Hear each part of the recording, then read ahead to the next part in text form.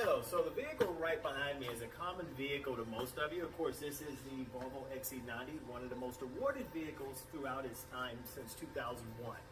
We're going to go over something quite simple today, which is how to adjust your tilt steering. Now, once you come into the vehicle, of course, one of the first things you will adjust, and you may only adjust it once throughout the lifetime and ownership of the vehicle, which will be right up under the wheel. So once you're properly seated inside your vehicle, behind the steering wheel here, you're just going to grab the lever underneath.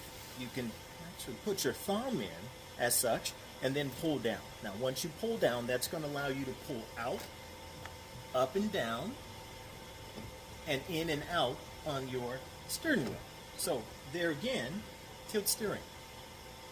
Once you have it in place, take your lever, push up to lock it back in, and now you're correctly positioned where you would want to be most comfortable when driving your vehicle.